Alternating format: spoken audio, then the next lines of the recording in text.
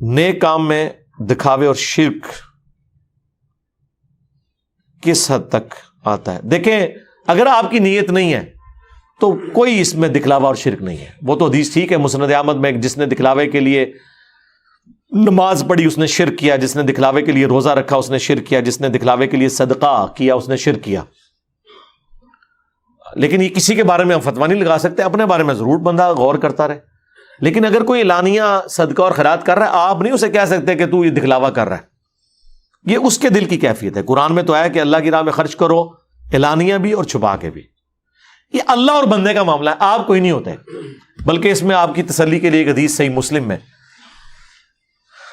ایک صحابی نے کہا یا رسول اللہ، بعض اوقات ہمارے نیک اعمال کے اوپر کوئی ہماری تعریف کر دیتا ہے، حالانکہ ہماری نیت نہیں ہوتی کہ ہم اس نیت سے یہ کام کر رہے ہیں، لیکن جب وہ تعریف کرتا ہے نا تو وہ اچھی بھی لگتی ہے. تو سرکار تعریف کس کو بری لگے گی؟ تو کہیں یہ ریاکاری تو نہیں ہے؟ نبی علیہ السلام نے فرمایا یہ ریاکاری نہیں ہے، بلکہ دنیا میں اللہ کا انعام ہے اپنے نیک بندے کے لیے. تو اگر کوئی شخص نیکی کا کام کر رہا ہے اور اس کی دنیا میں کوئی تعریف کر دیتا ہے تو وہ خود تعریف کی نیت سے نہ ہو تو ٹھیک ہے، اس کے لیے دنیا میں انعام ہے. کسی پہ فتوی نہ لگائیں. اپنے لیے تو آپ بات کر سکتے ہیں نا.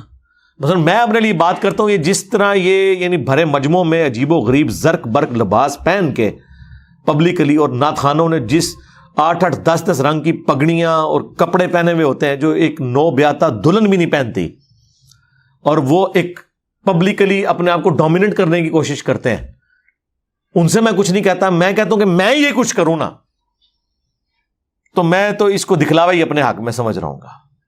سیدھی سی بات ہے.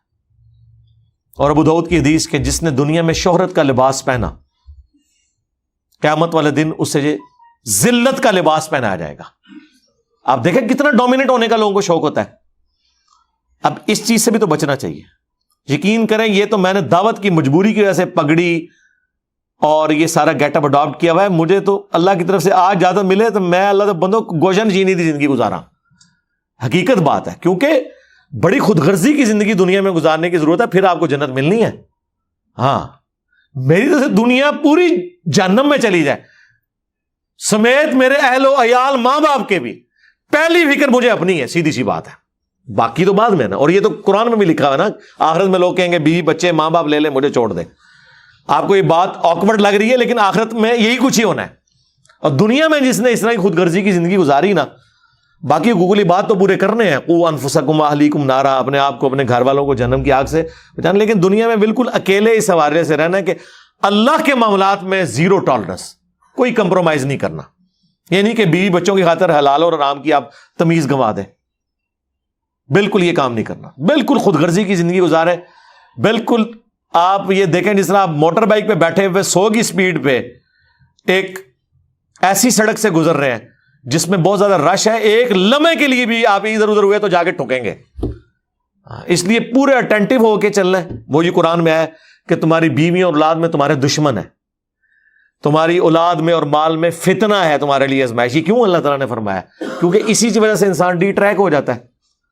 تو یہ میں یقین کریں میں تو بچتا ہوں. میں تو اس حدیث کو یاد کرتا ہوں جامع ترمذی کی کہ جس نے دنیا میں مہنگا لباس چھوڑ دیا اور سادہ لباس اختیار کیا، پھٹا پرانا ہے، میلا نہیں، مجذوبہ صوفیاں لا یہ نہیں، تو قیامت والے دن اللہ تعالیٰ اسے لوگوں کے سامنے جنتی حلہ پہنائے گا کہ اس نے دنیا میں میری وجہ سے سادگی اختیار کی تھی. یہ تو حدیثیں ہیں نا، ان پہ بھی تو عمل کرنا ہے نا. سادگی کی زندگی گزاریں، اس میں آپ کمفرٹیبل بھی ہیں. زیادہ ڈومیننٹ ہونا اپنے آپ کو، میں تو کہتا ہوں یار وہ تارج میر صاحب نے ایک لیکچر میں بڑی، بلکہ 12 انہوں نے ایک لیکچر میں مختلف لیکچرز میں یہ بات کی ہے. انہوں نے کہا کہ مصیبت میں تو وہ شخص پڑا ہوا ہے جو اس وقت کرسی پہ بیٹھا ہوا ہے، اخلاص تو اس کا اس وقت داؤ پہ لگا ہوا ہے. آپ تو سارے پورے اخلاص کے ساتھ مجھے سننے کے لیے آئے ہوئے ہو. مصیبت تو میرے لیے ہے کہ میں یہ دیکھوں کہ اتنا بڑا مجمع جو مجھے سننے کے لیے آیا ہوا ہے، میرے دل کی کیفیت کیا ہے، کہ میں اللہ کے لیے بیٹھا ہوں یا اپنی دھاگ بٹانے کے لیے. صحیح بات ہے، حقیقت بات ہے. اس لیے بھائی 3 چیزوں کو ہم نے اپنی دعوت سے آؤٹ کیا ہوا ہے. مجھے ایک دن تارج میر صاحب نے فون کیا، مجھے کہتے ہیں بیٹا ایک ہی نصیحت کروں گا کہ عجب سے بچنا ہے، کوئی اپنے آپ کو بڑا نہیں ماننا، اور بعض اوقات انسان ریاکاری تو نہیں کر رہا ہوتا, تکبر بھی نہیں کر رہا ہوتا, لیکن اپنے اندر اپنے آپ کو بہت بڑی چیز سمجھ رہا ہوتا ہے. تو میں نے کہا شیخ صاحب اس امتحان سے اللہ کے فضل سے میں نہیں گزرتا, آپ ہی گزرتے ہیں. کہتے ہیں کیوں؟ میں نے کہا وجہ ہے کہ نہ میں نے دنیا کسی ملک کا دورہ کرنا ہے, نہ میں نے ہزاروں کے مجمع میں ممبر پہ بیٹھ کے تو وہ سوٹڈ بوٹڈ ہو کے خطاب کرنا ہے کہ لوگ دیکھیں گے جناب سفید کپڑے, سفید پگڑی, نورانی چہرہ. نہیں, میں نے کہا میں تو مسکینوں والی زندگی گزار رہا ہوں. یہاں بھی آ کے اسٹوڈیو ریکارڈنگ ہوتی ہے, اس کے بعد تو آپ میرے گھر بھی آ جائے تو میں آپ کو نہیں ملتا, گھر والوں کو نہیں پتا میں گھر ہے ہوں یا نہیں ہوں. بالکل کس پرسی کی زندگی ہے. ہاں, یا وہ مولا علی والا صاحب ہے کہ یا عدل ہوگا اور یا گوشہ نشینی ہوگی. تو یہ جو ہم عدل کرنے کے لیے ہفتے بعد نکلتے ہیں نا, یہ اس لیے کہ وتواصوا بالحق وتواصوا بالصبر ہو جائے. باقی ہمارا جو 6 دن ہے نا وہ گوشہ نشینی والے ہیں. تو اس میں عافیت ہے, انسان بچ جاتا ہے. تو میں نے کہا شیخ صاحب میں نے نہ کہیں جانا ہے, دوسرا نہ میرا عورتوں سے کوئی انٹریکشن ہے, تیسرا چندہ نہیں لینا. تو یہ 3 چیزیں جس کی زندگی سے نکل جائیں, عورت, شہرت, دولت, زمین و آسمان کی ساری مخلوقات, شیاطین من الجن والانس مل کے اس شخص کو ڈی ٹریک نہیں کر سکتے اللہ کے فضل سے, کیونکہ ادھر سے ہی چیزیں داخل ہوتی ہیں, عورت, شہرت, دولت. آپ کوئی چوتھی چیز لائیں وہ اسی کی کرولری ہوگی. ان 3 چیزوں سے آپ بچ جائیں تو کوئی آپ کو ڈرل نہیں کر سکتا. بڑے بڑے مولوی عورتوں کی وجہ سے مارے گئے, میں نام لیے بغیر پھر ایک بالکل پرسنل معاملہ ہو جائے گا.